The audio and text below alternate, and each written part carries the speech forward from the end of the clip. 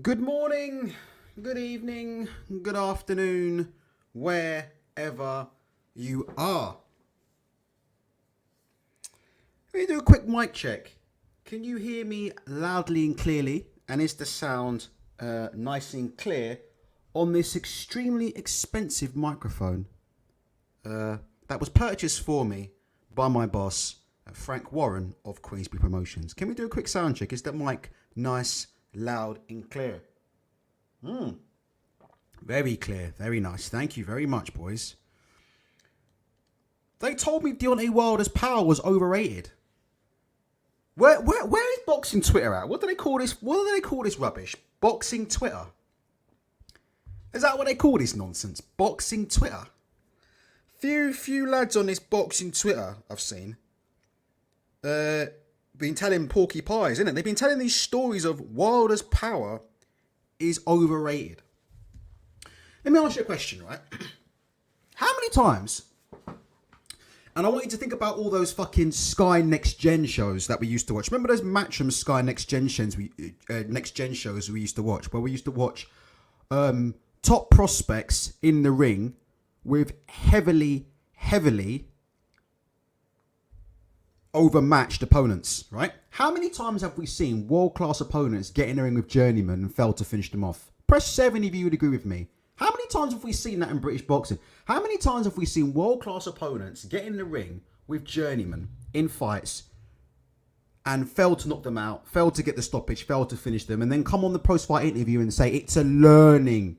What do they call it in British boxing? It's a learning fight for me. I'm still learning. How often do we see that? Every other week in British boxing, don't we see that?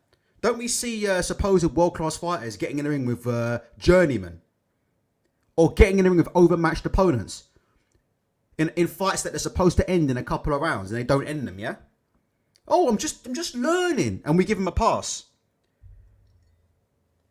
People are saying, yeah, Robert Helenius is a bum. You know, the usual stuff. Robert Helenius is a bum. He's not a top 15 guy. He hasn't fought anybody. He's chinny. He got stopped by Durpas. He got stopped by this guy. He's stopped by that guy, right? But it's the way he was knocked out. I mean, the way he was knocked out was absolutely... I mean, listen, Toby Plays is saying there are genuinely people out here saying Helenius took a dive. Look at him. Does that look like a dive to you? I have to be honest with you. When I first saw this knockout, I wasn't sure if it was a dive or not, to be honest. But after having seen different camera angles and also turn the sound up. I mean, if you just turn the sound up, you can hear the fucking thing land. We'll be talking about it in technical detail at the minute, but it's one of the most scary knockouts I've seen in some time. And it's the reason why it's scary, right, is not because Helenius looks like he's about to pass on into the afterlife. With all due respect, I mean, you guys can see his eyes are rolled over in the back of his head, right? It's not like Robert Helenius is on the floor looking like he can see his life flash before his eyes, right?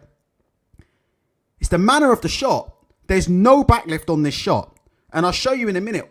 Wilder is so squared up. His feet are absolutely dreadful. And that's what we'll be discussing, yeah, in the first section of this show. Is Deontay Wilder really back? Because I'm not sure if he's really back, right? We'll go through some of the technical things he's doing in the ring. Because for all the talk from Wilder and Malik Scott, it does look to me like it is the same old Deontay Wilder in the ring. And I've got a couple of still photos to show you. And a little video to show you some of this man's footwork. But the power... Anybody who thinks this guy's power is overrated, I don't know what to tell you at this point, you know. Absolutely devastating. No backlift. You know, Lyndon Arthur was saying exactly the same thing, by the way. And like I said before, when I listen to people, this is what I'm saying. I listen to people who've been in the fucking ring. I'm not interested in hearing from people who haven't been in the gym talking about power. You don't know anything about power. You've never been in boxing gym before talking about power. I'm interested in people like Lyndon Arthur. Lyndon Arthur said it on Twitter. I actually should have got the tweet up. He says his power is bizarre. It's genuinely freakish because there's no backlift. There's no load up. There's no backlift. The man is out of position against the ropes, squared up. And throws a right hand like that. But if you listen to the sound of it, it didn't look heavy, but it did sound right on the button. Unbelievable shot. Is Deontay Wilder really back? I'm going to subscribe to this. Not all of this tweet, but I subscribe to some of this tweet here. This is a tweet from Fight Oracle, right? Deontay Wilder isn't back. He just fought someone other than Tyson Fury. That's what I think's happened with Deontay Wilder at the minute. I don't think Deontay Wilder is back. I don't think there are any major changes. I mean, the fight was only a fucking round anyway, so, you know, we need to give him a bit more time. We'll see what happens in the Andy Ruiz fight. But so far, I'm not really seeing many differences, if anything at all, from the Tyson Fury fight. But the opponent isn't Tyson Fury. Let's just take a look at some of these feet. This guy, just bear with me a sec. I have to say, his power is incredible, right? But his footwork is so bad. And that's the problem with Wilder. I think his footwork is potentially 50 to 60% of his downfall comes from his footwork. So, how do I explain this nicely and clearly? The man's feet are so fucking wide, it's unbelievable, right? And I'll show you a screenshot of his wide feet, but Deontay Wilder's known for having an extremely wide stance, yeah? He's known for having an extremely wide stance. Let's have a look at it here. I'll get the picture up and I'll see what I tell you about this. First and foremost, yeah, Exhibit A, Your Honor. Look, this wide stance and squaring up at the feet is what's going to get him knocked out again if he gets in the ring with it depends who he gets in the ring with, but if he gets in the ring with the right guy, he could get himself knocked out again. First and foremost, let me get rid of this banner from the screen. Feet are nice and wide here. He's actually gone for a jab to the body, to Robert Helenius' body, and you can see how wide his feet are on that jab to the body, and you can see his head position's gone. Look how far his head goes over his front foot. When he throws punches, Deontay Wilder, I have to say, he is completely and utterly unbalanced. He's unbalanced when he's throwing punches, and he's unbalanced when he's on the move. And if you watch him last night, you can see exactly how Tyson Fury beat him, because somebody that's going to stick a jab on him and stick a ramrod jab on him and knock him back is going to cause him big problems. I'll show you how wide his stance is in a minute, but his wide stance really does cause him a lot of problems because first and foremost, it leaves him wide open to counter punches. Like in several of these sequences in the first round with Helenius, he's actually wide open, yeah, for a right uppercut to the on the way in. I'm surprised Helenius didn't have a look at that, actually. Tyson Fury probably couldn't throw that right uppercut when they fought in the third fight because Fury's so tall. Fury's very, very tall, and Wilder was getting down quite low. So maybe the height difference, Wilder getting quite low on it. Maybe Fury didn't feel comfortable throwing the uppercut, but Helenius possibly a bit shorter. I thought Wilder was actually on for that right uppercut, but you see how wide his feet are and his head position. Dench said, look, he leaves his chin out to dry on the back foot. I mean, if you look here, once he commits to this jab to the body, he's all at sea. So his balance is still gone. You know, what I'm trying to make is all this talk that's been going on from Malik Scott, and I like Malik Scott a lot, but a lot of this talk about film studies being done, watching Sugar Ray Robinson, trying to improve the footwork. I think a few of you in the chat are saying it's probably a bit too late to make changes. I would agree with that. You know, I think it's Shevin who said that. Working in Wilder footwork at 37 is a waste of time. I tell you what, they say you can't teach an old dog new tricks, but that footwork is going to get him into trouble because, like I said, he really does bring his head over his front foot. He really does reach in on his shots. But the biggest mistake, yeah, and the biggest thing that I see from Wilder as well, offensively, is this. He's still really limited defensively. And the reason he's limited defensively, right, is because him and Malik Scott have been working on lateral movement, right? So you see Wilder doing a lot of lateral movement in this fight, yeah? Here are two things to watch out for, and then we'll get onto the main point of the episode, right? When your feet are really, really wide, right, you tend to jump instead of glide. Because when you're supposed to slip and slide, you're supposed to slip and slide around the ring. You're supposed to almost slide or drag your feet around the ring. When you're supposed to move laterally around the ring, it's almost like you're moonwalking. You're supposed to slide your feet around the canvas, right? But when your feet are too wide, and you need to take a big step to the left or a big step to the right, because your feet are too wide, you can't take that big step. So what tends to happen is fighters with unusually wide stances tend to actually jump and hop around the ring. They tend to jump and hop. And you see them jump, hop. You see them, sometimes you'll see both feet leaving the ground. Very, very hard to explain, very, very hard to understand. But if you look at Wilder's footwork, particularly in the first round, you'll see a couple of times when Helenius is pushing him into the corners and he's trying to escape, he's literally jumping out because his stance is so wide. His feet are spread, at this point. His feet are rooted to the ground. Look how flat-footed he is. He's not on the balls of his feet. He's not on the soles of his feet. He can't push off. So anything he can do to try and exit out is to literally do a jump and a hop. And that just kills energy. It takes you off balance. It kills energy. And it takes away his ability to counterpunch. Do you know if he sorted out some of these basic errors in his footwork, like not having his feet so wide, he'd be so much more dangerous as a counterpuncher than he already is, you know. It's a shame, you know. It's a genuine shame because that is something that can be corrected. It's not something that we're asking. Bang on, Crazy D3. Impossible to glide when you're wide. It's such a fucking shame when you see stuff like this because we're not asking him to reinvent the wheel. We're not asking him to be an Alexander Usyk type fighter. We're not asking him to be a Floyd Mayweather Jr. type fighter. But there's some simple corrections that he can make in his footwork, like shortening up that stance. That stance is too wide.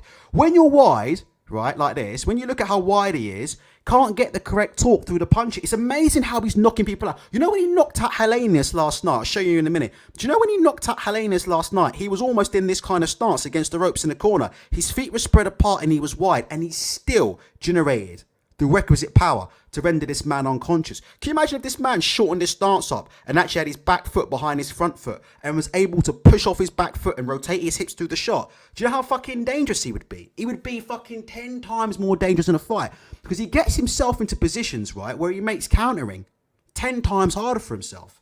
And we'll have to wait and see. Listen, I don't think he's back. I think it's the same fighter that lost to Fury, to be honest. And just to quickly say, this is not too far away from when Helenius gets knocked out. But this is what I'm saying about the problems of having a wide stance. And this is why Tyson Fury was able to beat him in their fight. Look at his feet. Look at his feet. His feet are squared up. Helenius has shoved him. And you see this if you watch the first round. Wilder's constantly falling backwards onto the ropes. In that first round, there were at least 3 or 4 times alone where he was fucking pushed backwards or hit backwards or forced backwards, and he literally fell backwards onto the ropes, bounced off the ropes and tried to attack. This is how he got beaten by Tyson Fury. Because what did Tyson Fury do? Tyson Fury got on the front foot, put the jab on him, he squares up every time, widens his feet, nice square stance, and he gets knocked off balance. And when you're off balance like that, you're not in a position to punch. And I'm just saying, like I said before, we're not asking Deontay Wilder to be Floyd Mayweather Jr., yeah? Not asking Wilder to be Terence Crawford, right? But by fixing some simple mistakes in his feet that would leave him more balanced on offense and more balanced on defense, he would be, because half the time he ain't even in a position to punch. Oh, I sat and watched this today, right? For that first 2 minutes and 50 seconds of the round, and he was hardly in a position to land anything decent for any part of that round. It's a miracle he even knocked that guy out. I mean, his power is absolutely incredible, but this is how he got beat by Fury. Fury, if you look at particularly in the second and third fights, that's how he lost the fight to Fury. Fury got on the front foot and he fucking ramrodded that jab right down the center against Wilder. And Wilder's always squared up. And if you look at Wilder, he was constantly bouncing off the ropes against Fury. Fury was knocking him off balance like this. Not in a position to counter and not in a position to get off anything. And if Fury was following him in, smothering him on the inside, putting all the weight on him, and then throwing the body shots and just and grinding him down. And you see Wilder's trying to get off the ropes against Helenius. You see him trying to circle away and get off the ropes against Helenius. You see him trying to get off the ropes against some of these punchers. If you want to get off the ropes, you need to have good balance and be able to turn and get yourself off. Falling backwards into the ropes isn't a good idea. Does that make sense? Does anything that I said there make sense? Press 7 if you think that made sense.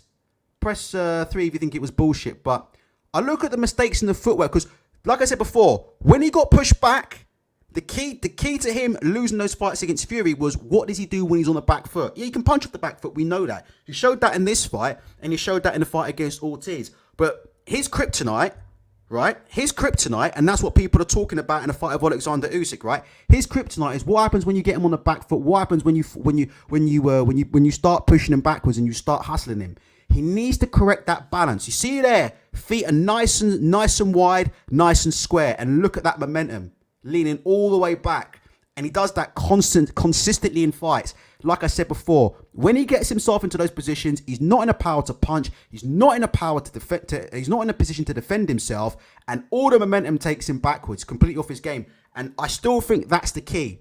I still think that's the key to beating Deontay Wilder. I still think the key to beating this guy is to force him on his back foot. Get him moving back and across. Get him moving back and laterally. Get him moving back and across. Because I think when you get him moving backwards, he's too wide. He's too squared up. He loses balance. And I don't think he's very, very good at moving laterally either. Crosses his feet a lot. Very, very wide stance. Having said that,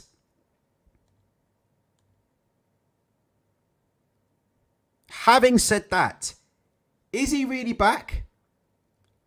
I think you make a case that he beats everybody in this division who ain't Tyson Fury. That's my opinion. I think you can make a case that he beats every heavyweight who is not Tyson Fury. Is there another 6'7", 6'6" type heavyweight who is really going to get on the front foot against Deontay Wilder? Push him back, walk him down, double jab, triple the jab, vary the jab. Can I just say one more thing as well about his feet as well, which is going to get him, which you can see how Fury beat him as well. You see when his feet are like that, you know when Fury feints, he's still going to try and move back. He's going to bite on the feint, move back and lose balance anyway. Does that make sense what I'm saying? When you get Wilder in this position where his feet are wide and square like this, you don't even have to put the jab on him to get him moving backwards and then to follow him in, smother him and land shots on him. Just the feint alone. Does that make sense? If that made sense what I said, press 8. If not, press 9. Does that make sense? His feet are in such a bad position that you don't even have to put the jab on him to get him going backwards. He's so unbalanced. Just a simple feint, exactly that. He's already on the way. And just a little feint. And you know Fury, what does Fury do? The double feint off the jab. That's like Tyson Fury's one of his signature moves, isn't it? Fury throws the double feint and then the jab. He double feint, head and body, and then he comes up with the jab. And you can see how Wilder beat him. So I'm looking at it from a perspective of, this isn't to criticize Deontay Wilder. The point of this first part of the show was just to say, is he back? To me, back would mean, if you put him in a ring with Tyson Fury, right, would he be not a completely different fighter, but have I seen any massive technical changes that would make me think, oh my gosh, he's going to come in against Fury and do something so different that it's going to be a completely different outcome? That's what I think of when I think, is he back? On that basis, I would say no. But is there a heavyweight out there that can go in the deep end with this guy, get wet, and come out to tell the tale?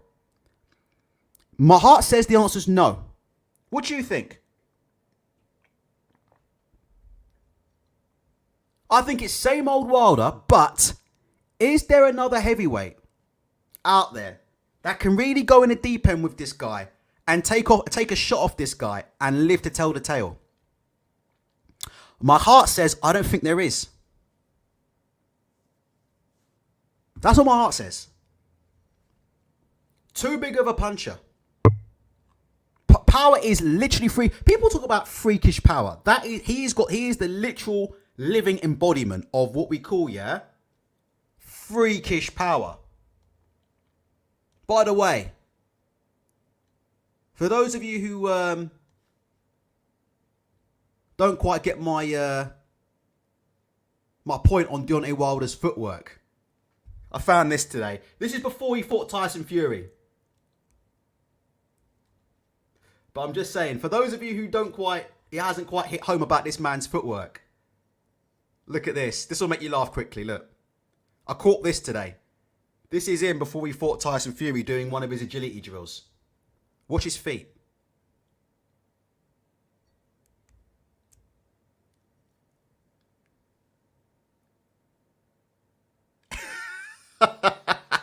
You see him square up as well. Watch when he moves laterally. See how he squares up.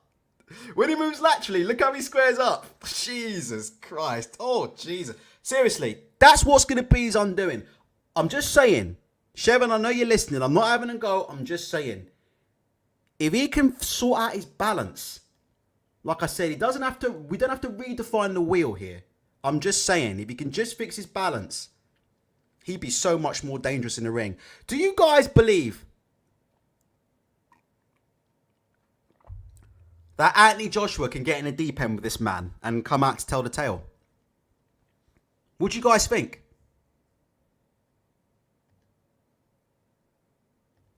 Let's have a look here. I wonder if we can do this. Here's the shot. He's actually squared up. You can tell by his body position he's squared up. Look, squared up. Can you see his body position? Can you see, yeah? Well, you can't really see his feet. He's squared up. Can you imagine? Look at his body position. The man is squared up. And he's doing that. Can you imagine if he was more balanced and he had his back foot behind his front foot? And he actually turned his hips. Can you imagine what would have happened to Robert Helenius if Deontay Wilder had been set correctly and actually turned his hip through that right hand? Just watch. He doesn't get that much turn on his hip at all. Look, he doesn't get the proper rotation. And look at the outcome. It's fucking frightening. Jesus Christ, it's frightening. It is absolutely frightening. That is fucking frightening. I don't care what anyone says, man. That is frightening. And when boxers watch that, I'm not a boxer, but when boxers, this is why guys like Lyndon Arthur, boxers, if you ask boxers, not dudes on Twitter, I'm talking boxers, they look at that stuff and they think, fuck, that is something. John Smith, let me go through your comments. Does AJ have better fundamentals than Wilder? Easily, all day. All day. All day.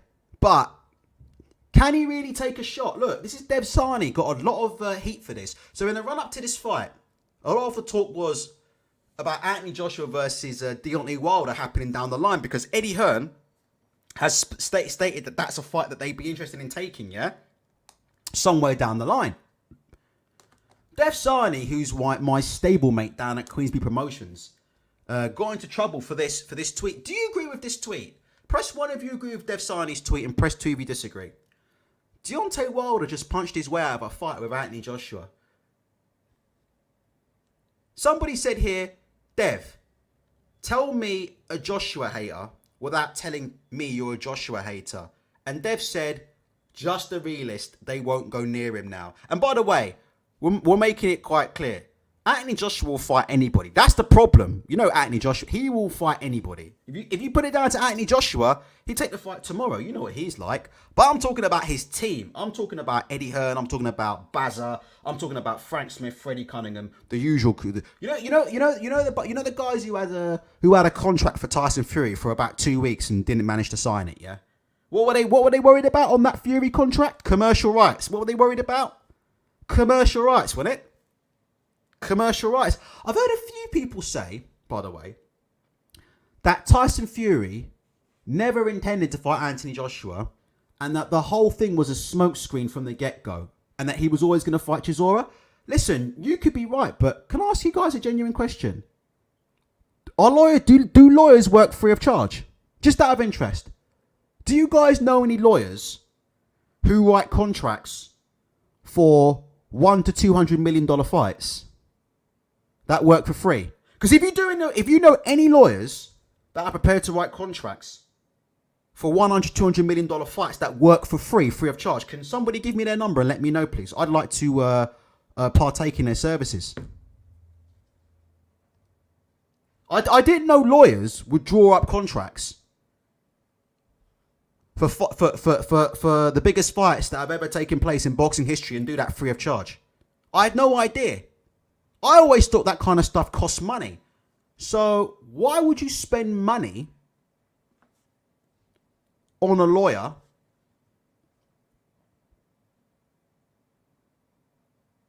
for a fight that you had no intention of making? Does that make sense? Press 1 if that makes sense, or let me know about that. People have said that. There was no intention from Fury. I'm not saying Fury's blameless or anything. I'm just saying, people are saying, oh, they never had any intention of fighting Anthony Joshua. It was some kind of bluff. Really? They must have some fucking deep pockets. Last time I checked, lawyers fucking charge money to do things like write up contracts, have consultancy. You know, at one point, Queensbury asked for IMG to be an independent arbitrator. They wanted IMG to be an independent arbitrator to help push negotiations along. I thought all these things cost time and money to set up. But apparently, you know, people do this, you know, all for the sake of it, apparently. All for the sake of it. I think Frank Warren woke up in the morning and said, do you know what? I've got a good idea. We know Tyson Fury's fighting Derek Chisora anyway, so why don't we go and waste a bunch of money on legal fees for a fight that we've got no intention of making? That makes perfect fucking sense. But listen, like I said before, these guys on social media, they're all fucking multi-millionaires, aren't they? It's amazing how many multi-millionaire boxing promoters you see on social media. I only thought there were a handful of promoters in this country. But fuck me, every time I go on fucking social media, it seems to be there are tons of them that seem to know all sorts about how it works. Unfucking believable. Then said Dillian Whiteside, yeah, Jeffrey Benz is about the only one. Other than that, Jeffrey Benz, aka Lionel Hutz.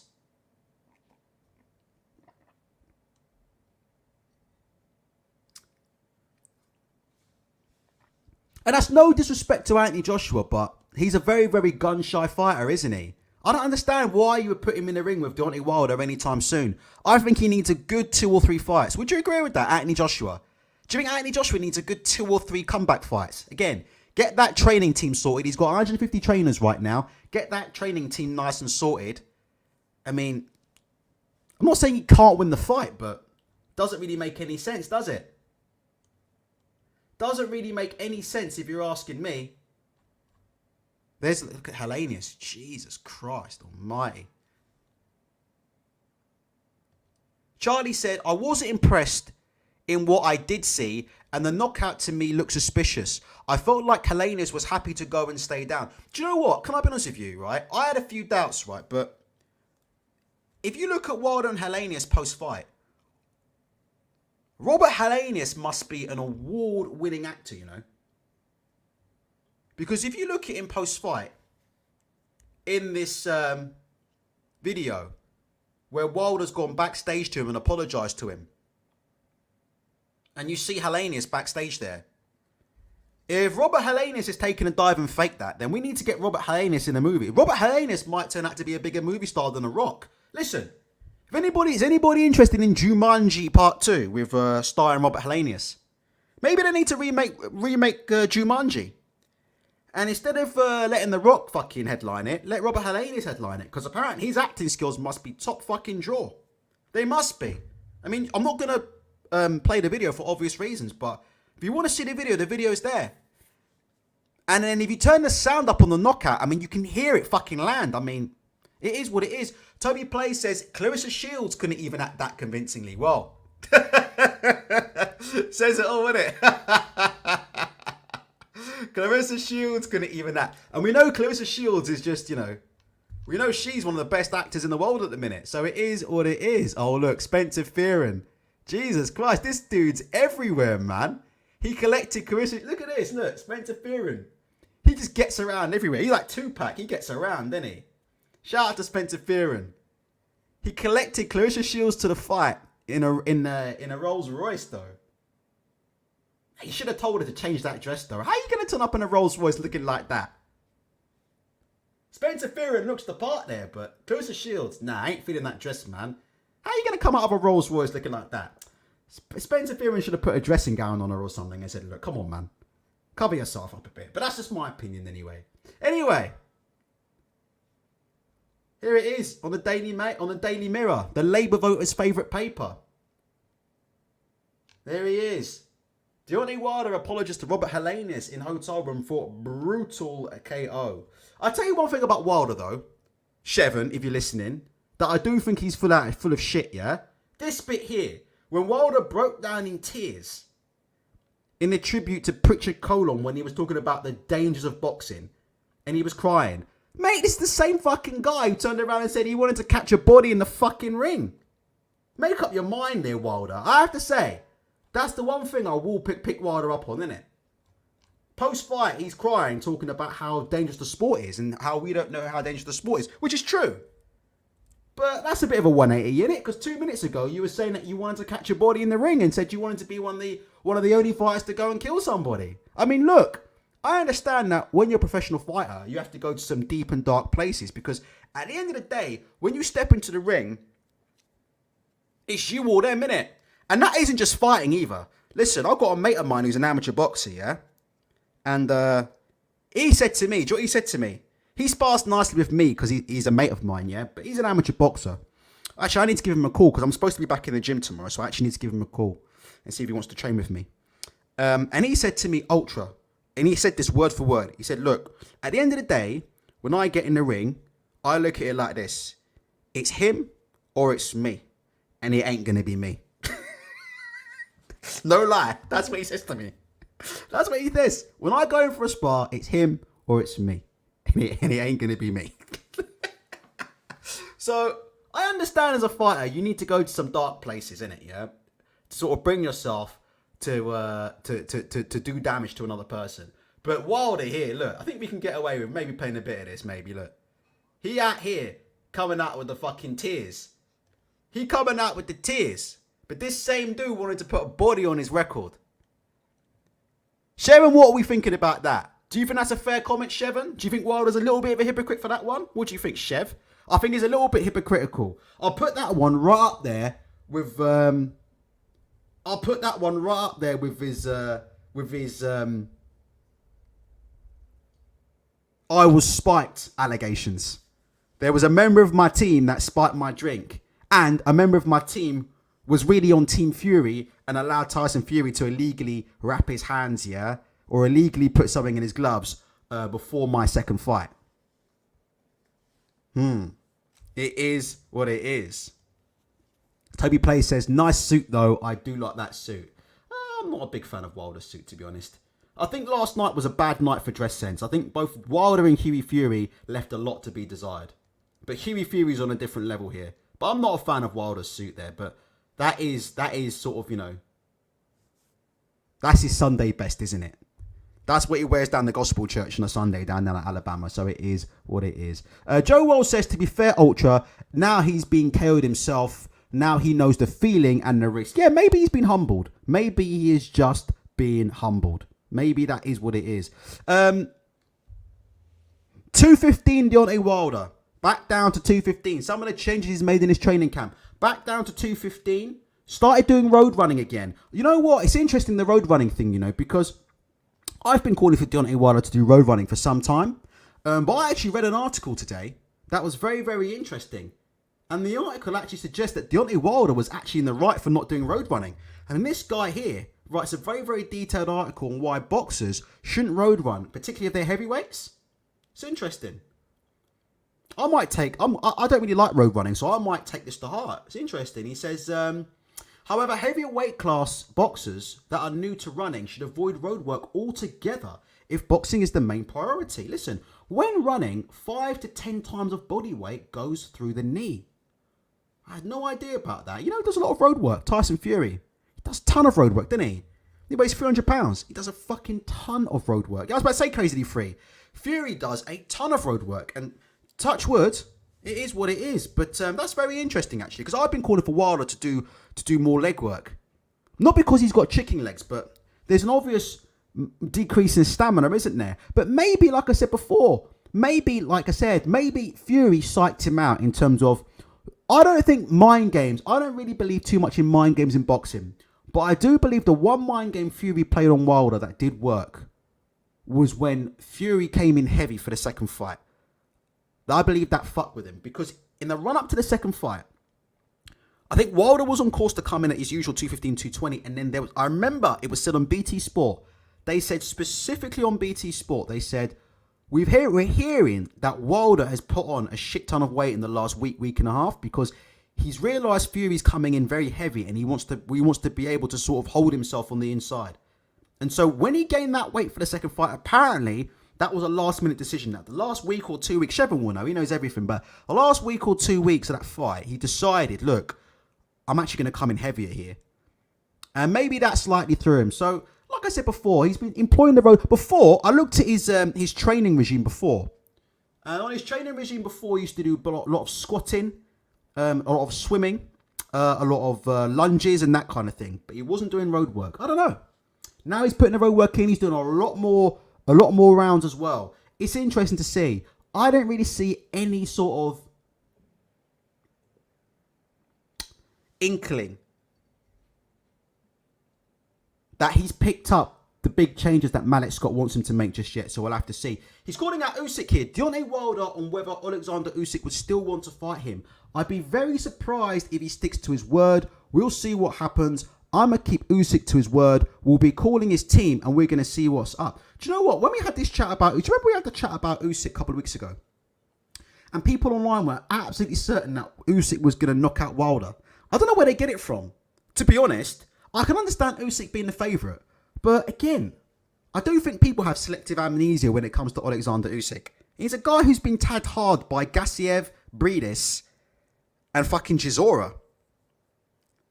Can Usyk really afford to take a punch from Deontay Wilder? This is what I'm saying. Can Usyk afford to take a punch from Deontay? I've seen Usyk get buzzed by Breedis, man. This is I've seen Usyk get buzzed by Breedis.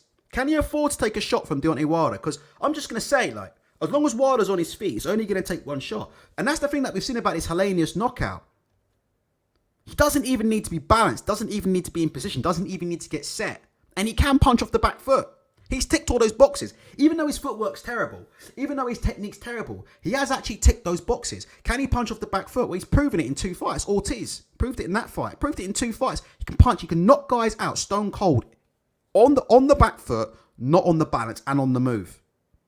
He only needs one shot. I don't know why people are so confident that Alexander Usyk beats him. It doesn't make any sense for me. If I was Usyk, that's not a fight I'd be rushing into because I just feel like, listen, if Wilder does touch him, it could be over. And it might not be over the first time he lands, but he's going to be hurt very badly. You see him get hurt by Anthony Joshua in that 9th round. Looked in big trouble in that 9th round. I think it was at round 9. Looked in big trouble to me in that round. And Anthony Joshua was a big puncher himself, but Wilder can switch the lights out. So how do you guys feel about that? He seems up for it. Seems like he's ready to fight Usyk. We know Usyk wants to fight Tyson Fury. How do you guys feel about Usyk and Wilder? Are people still convinced that Usyk just runs through him and stops him? It's funny, people saying Usyk stops Wilder. Has Usyk stopped anybody at heavyweight yet? Has Usyk actually knocked down, put anybody on the floor? I know he stopped Chaz Witherspoon, but did he stop him on his feet? I heard a statistic, isn't it? I don't think Usyk has got a single knockdown since he moved up from cruiserweight. Like, I don't think he's put one of his opponents on the floor since he moved up from cruiserweight. Let me know if that's right or wrong, but that's what I heard somebody say. He hasn't put one of his opponents on the floor since he's moved up from cruiserweight. And yet people are absolutely certain that he's going to go in and stop Deontay Wilder.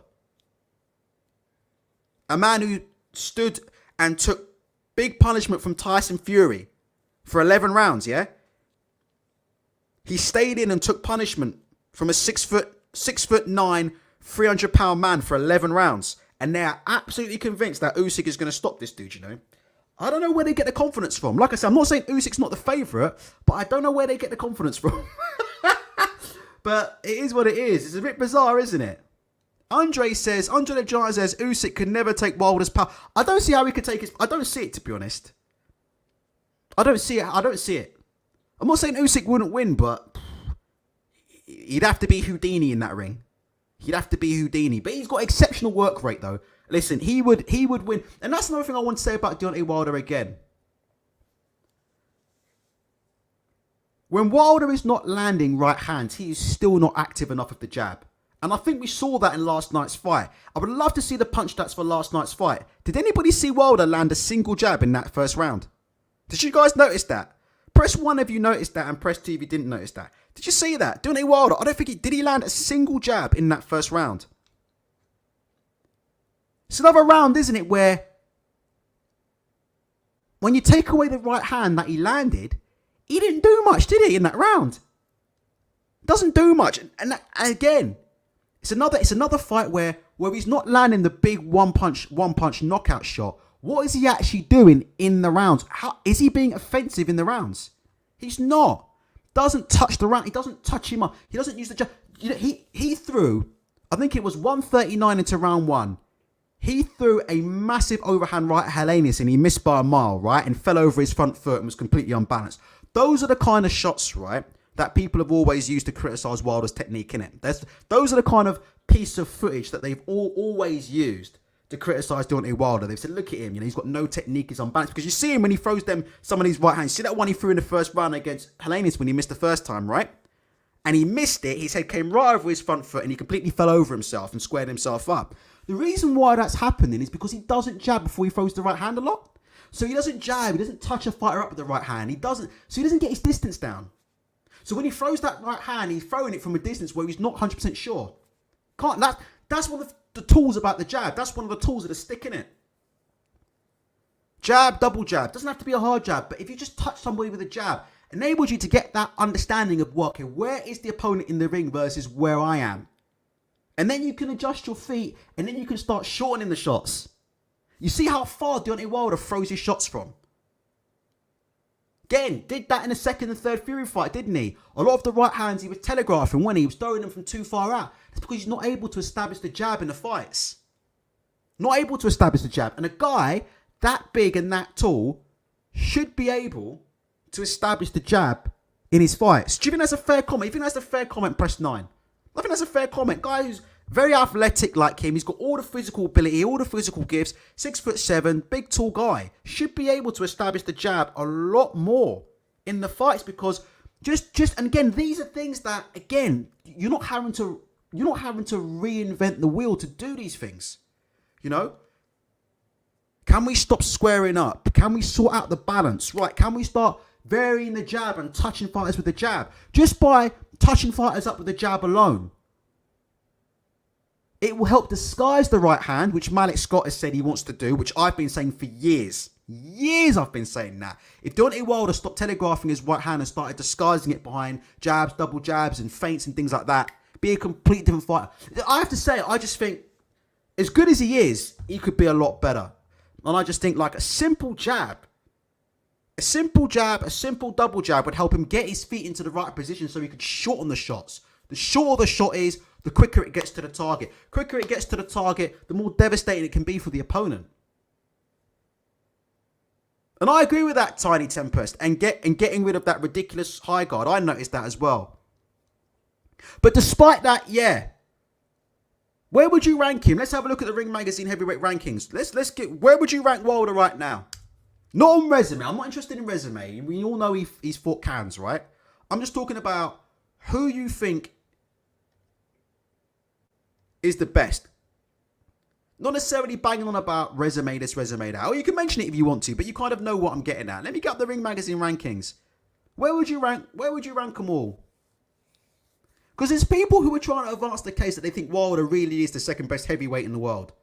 Now, I think last week, everybody would say that's bullshit. Everybody would say it's Fury or Usyk, 1 and 2, right? But as ever with recency bias, I think a few people now are starting to think, well, actually, maybe Wilder might be. Maybe Wilder might turn out to be the second best in the world. There's a few people who are starting. I've seen a few people this morning now who are thinking, maybe he might turn out to be the second best. Maybe he might flatten everybody else. Andre the Giant's got him number 2 in Usyk 3. Do you know, it's so funny. People talk about resumes. I know Usyk's beaten Anthony Joshua twice, and that's fantastic. Other than that, he's fought a used car salesman and Derek Chisora. Just out of interest. I'm not really a big off a resume, but I just thought I'd mention that, you know, for these people who are huge on resumes. Usyk has beaten Anthony Joshua twice and should be given the required credit, but just out of interest. Other than Anthony Joshua, he's beaten Derek Chisora, who's been beaten 13 times. Well, 12 or 13 times, and he's beaten a used car salesman who jumped in the ring at 2 weeks' notice. Crazy D3 is saying, what the fuck, why is Joshua number 1? Because they haven't got Tyson Fury on this list, because Ring Magazine fucked up, didn't they? These idiots messed up. Tyson Fury was on the wind-up about retiring, wasn't he? And so when Ring Magazine rang him up and said, are you really retired? He had no choice but to say yeah. And when he said yeah, they stripped him of the title. But everybody knew he wasn't retired. So he's not in the... And that's why they can't put him back in the rankings. That's why they can't put him back in. Even though they know he's fighting in December, right? Even though they know Fury's fighting in December, they can't put him back in the rankings because he just looks stupid. It makes no sense. Ring Magazine, man. I don't know sometimes about them. Michael Montero, I've got time for. I like Michael Montero because he's an actual fighter. So Michael Montero I like because he's a fighter. But you know my opinion, if you haven't been in the ring and taken a punch, you don't need to be involved in the Ring Magazine ratings. That should be a requisite of it, as far as I'm concerned. If you haven't been in the ring and taken a punch and don't know what it is to actually box, If you haven't boxed any amateur fighters, if you haven't been in this and that, you don't need to be on the Ring Magazine rating panel. That's my opinion. Now, Michael Montero has been in the ring and taken a punch. He can fight. But the rest of them, I'm not sure what qualifies them to give these rankings. Personally, I would have left them as they are. I would have said, look, it's obvious Fury's on the wind-up.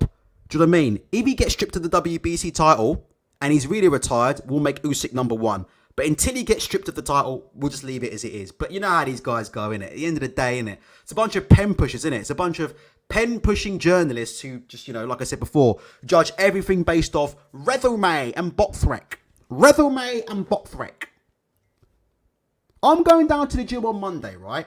I've never seen one of these guys, and I've never seen it. In all my years of going to the gym, I've never seen a boxing journalist in there once at any given time, ever. In fucking 7-8 years of going to the boxing gym, I have never, ever seen a boxing journalist step in here and actually put gloves. I've never seen it. I've never fucking seen it. I've seen a few of them come to the gym before to do interviews with coaches. And I've seen a few of them come to the gym before to do interviews with fighters. But these guys who claim to know a lot about the sport, I've never seen them actually put a pair of 16-ounce gloves on and actually step in the ring. I've never seen it before. It's funny, innit? Because they claim to know a lot about the sport. But when it comes time to actually step in the ring and take a punch, they don't want to do it. They want to sit there ringside with a little pen and paper. I've seen that. Ringside with your pen and paper. And your little voice recorder. Talking to the coach, asking him questions, innit? They want to stay there outside the ring. With a little mobile phone, innit? Filming everybody else, innit? That's what they do, innit? They're outside the ring with a little mobile phone. They're filming everybody else train. And they want to walk around the gym and talk shit and talk about this fighter and talk about a pound for pound list. And they want to do all this fucking talking. Who you got on your pound for pound. And they know everything about boxing. Except when it comes time to put the gloves on, they go missing. Every single fucking time. Every single time they go missing. Funny that, isn't it? Anyway, let's wrap up. Let's wrap up. Freezing Boxing thinks Helenius took a blatant dive. I disagree with that, but it is what it is. Right. Coming up this week, does Buncey count as a journo? He does, and Buncey was an amateur boxer, so we give him a pass. Gune says, I used to see Johnny Nelson and Adam Smith at my old boxing club, Miguel's in Loughborough, Brixton. Well, Miguel's is like a doghouse, isn't it? We don't know the doghouse, Miguel's. Miguel's and Peacock. Those are just doghouses, man. I can't step foot in them gyms. They're doghouses. Listen, they're levels to gyms. We all know that. There are levels to gyms. My gym is the bargain bucket gym. But you can't put me in a Miguel's gym or a fucking Peacock's gym. I'll get smoked in those gyms. Facts of life. Those boys in there don't play. They don't give a shit. Toby Player says, even Boris Johnson put some gloves on. Well, there you go. There you go. Let's have a look at the up and coming news. Right, let's get on with this one quickly. I'm going to have to explain in the next week or so, if I still have a YouTube channel, why Tyson Fury's fighting Derek Chisora. Can you fucking believe this? I'm surprised none of you have picked me up on this shit yet. Surprised none of you have said, Ultra, where's your comment on Tyson? And do you know what I think? I think it could be an even worse opponent for Fury than Chisora, because that fight hasn't been signed yet, you know? Fury and Chisora. And you know what Chisora's like? Chisora's always asking for more money, more money, more money. And now Frank Warren's come out and said it's going to be Fury, because you know, typical Frank. Frank's always telling you what fights are happening before the fights have been signed. So now Chisora's got a little bit of leverage there to turn around and say, well, look, you better give me what I'm owed. Otherwise, it's going to be an even worse opponent for Fury than me. I mean, I understand right now there's a shortage of opponents, right? Andy Ruiz is going to be fighting Deontay Wilder. I think we all know that, right? I think all this talk about fucking Wilder and AJ happening next. I think the PBC plan, am I right in that? Would you guys agree with that? I think the PBC plan is quite clear, right? Wilder and AJ and Ruiz are on a pay-per-view collision course, right? So I don't know if Andy Ruiz is really going to be released by PBC to fight Deontay Wilder, but I could be wrong. I could be wrong about that. But other than Andy Ruiz, does anybody know the available opponents that Tyson Fury could have fought on December the 3rd that weren't Derek Chisora? Does anybody know? Does anybody know the fight? I'm genuinely asking. Does anybody know the fighters that were better than Chisora that Fury could have fought? other than Andy Ruiz? I'm not sure, because obviously Anthony Joshua can't fight because Matchroom are worried about commercial rights, aren't they? Matchroom are worried about commercial rights. Char. Yeah, I think most people would rather see Fury and Chisora rather than Fury and Char. Joyce is the other one, of course, from Crazy D3, of course. Joyce. There's the answer. Joyce. That's the answer. That's the answer, isn't it? Could have done that one in-house. But I think, to be fair, the plan is quite simple. And look, to be fair to Queensberry, I think they've made it clear. Fury, they want a tune-up fight for Fury. Then they want Usyk. So this is a tune-up fight. They're not trying to build this as a massive major fight. Who's the sparring go? Ultratech Boxing or Rolly Romero would. Oh my God. Rolly Romero would put me in a grave in 2 seconds. That boy is real. Rolly Romero. He's legit. I've seen him spar. Obviously on video. He's a dog. He lit up Ryan Garcia, you know. Have you guys seen that spar? Rolly Romero and Ryan Garcia. I think, didn't he light up Ryan Garcia in the gym? And this film of it. Rolly is a serious individual, man. He's a very, very serious individual. I think he lit Ryan Garcia's ass up in that gym. Pretty sure I saw that on camera a couple of years ago. Richard mentions Warleen. Isn't Warleen supposed to be fighting Anthony Joshua? Apparently he's been offered the fight, is he not? Isn't that right? Hasn't Otto Warleen been offered the fight with Anthony Joshua? There you go. Watch out for that one. I believe that could be Anthony Joshua's next fight. I think the opponent for Anthony Joshua has been decided already, but they haven't told anybody yet. But apparently it could be Otto Warren. Apparently he might have been offered the fight. But anyway, I might have to explain to you shortly why. And you know how bad this is, to be honest with you? It was so bad that, you know when Frank Warren did his recent interview on IFL TV? It was so bad, even Frank Warren couldn't promote that fight. Because Frank's on record as saying that Chisora never won a minute of any round against Fury in the rematch. Do you remember that? He couldn't do it, could he? He said that Derek Chisora never won a minute of any round against Fury in the rematch. And he said that he went over to Chisora's corner and asked them to pull him out. Fucking 10 years later, he's now going to be promoting this shit on BT Sport pay-per-view. It was so bad. You see this interview? He was so underwhelmed about it. It was so terrible to watch. I don't know how they're going to promote that fight, you know. The one thing I will say is they're going to act up on the press conferences. You're going to see tables get thrown and all sorts. 100%. That's one thing I will say about Fury and Chisora. You are going to get two things. One, Chisora is going to come to fight. You can guarantee that. And two, tables will get thrown in a press conference. And it wouldn't surprise me if you see a fight between Chisora and Big John Fury. They're going to be all kinds of antics because this is going to be a bit of a sell, in my opinion. It's going to be a bit of a hard sell. What do you guys think? Press 1 if you agree. Press 2 if you disagree. I mean, when the promoter of the event, Frank Warren, can't even give you a good reason as to why you should watch it or not, that kind of fucking tells you everything that you need to know. And that's just it is what it is, isn't it? Frank just couldn't do it. Why should people watch this fight?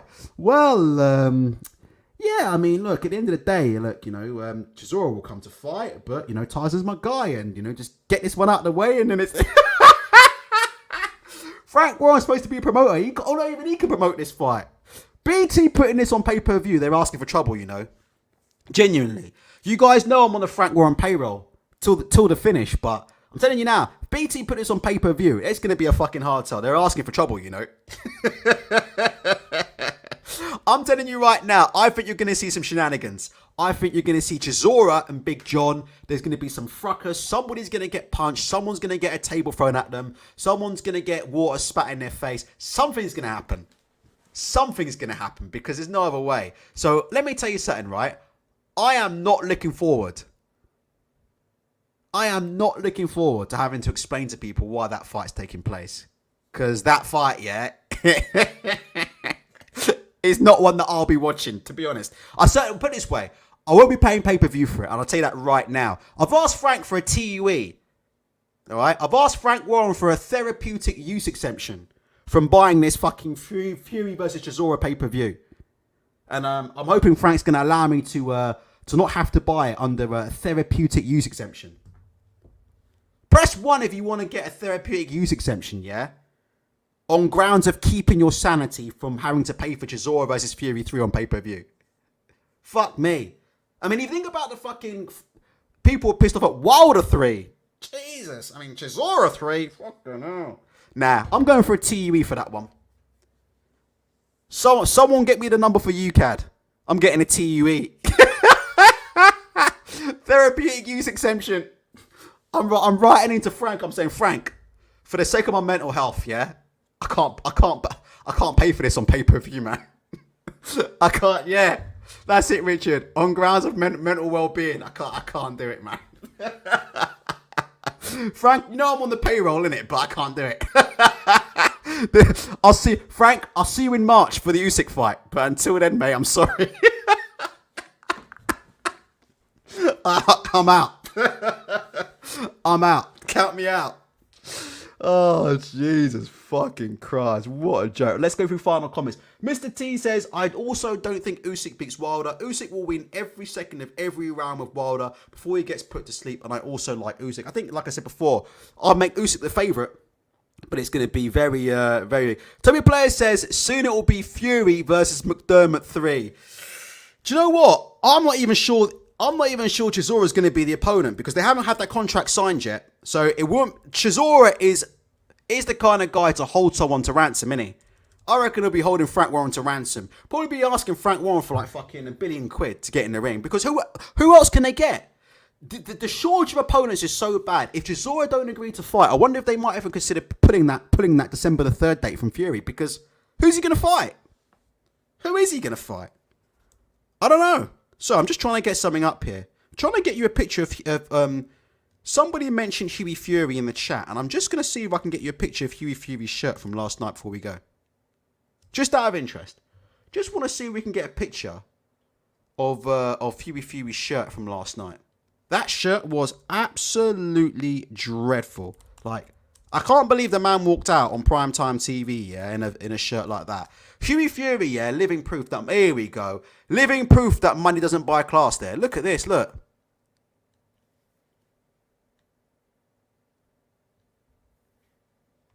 Getty Images. Jesus Christ. Getty Images snapped the man with this shirt on. Well, what are we saying about this shirt? Actually, it doesn't look as so bad now. Last night made it look 10 times worse. What are we saying about this shirt? Give me a score out of 10 for this shirt from Hughie Fury. It definitely ain't Versace. It looks like a Versace knockoff, right? Is that Versace or is that a Versace knockoff?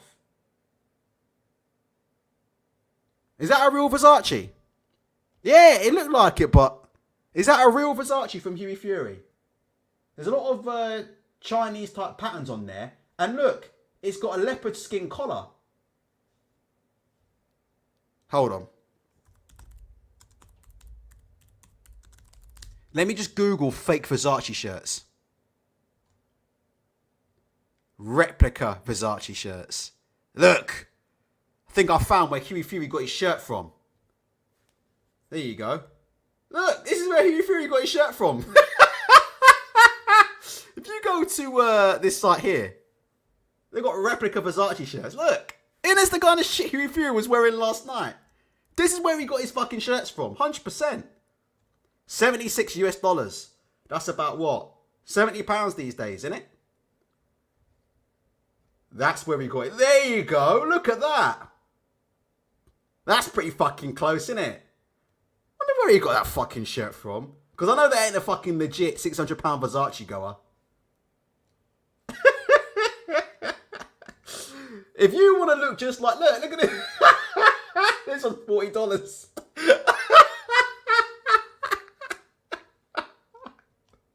I knew that wasn't a real Versace. I knew that wasn't a real Versace, man. Hughie Fury.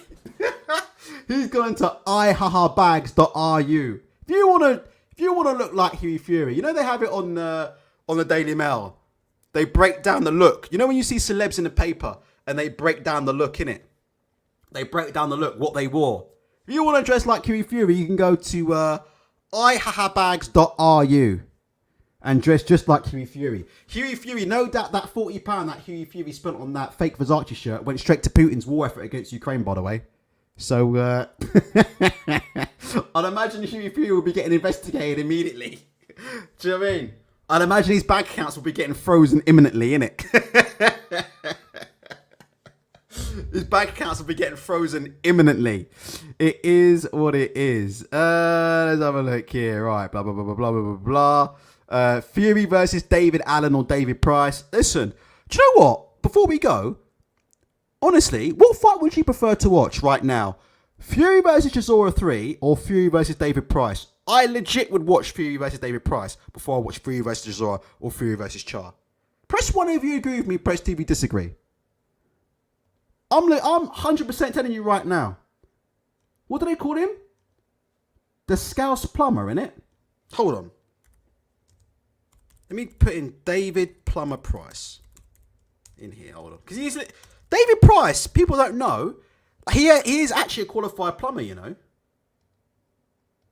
I think David Price should be commended for that. Why do people disrespect David Price and call him a plumber? He actually is a qualified plumber. You know what's coming now, don't you? He is. Press 1 if you can hear this absolutely classic moment. So what's your reaction to the Price fight then? To be honest, Harrison's the biggest bum inside boxing. And my reaction to David Price and Frank Maloney calling me out that midget, yeah? I'll fight David Price any day of the week. You see you plumber from Liverpool, it's personal between me and you, and I'm going to do you some serious harm, you big stiff idiot. Okay, all right. Thanks, Tyson. Okay, all right. You see Clifton Mitchell's face in the background. Wait till he says about Tony Bellew. But you see Clifton Mitchell's face. My reaction to David Price. Wait, one more time. So what's your reaction to the Price fight? To be honest, Harrison's the biggest bum inside boxing. And my reaction to David Price and Frank Maloney calling me out that midget, yeah? I'll fight David Price any day of the week. You see you plumber from Liverpool, it's personal between me and you, and I'm going to do you some serious harm, you big stiff idiot. Okay, all right. Thanks, Tyson. We're live on Channel 5. All right, go on, one more. Also... Go on, one more. They're going to need 10 plumbers to do you when I've got finished with you. Also, you are getting it, for sure. Call me out, call me any names, and you are getting it. And you know your gay lover, Tony Bellew, I'll fight him in there. Okay.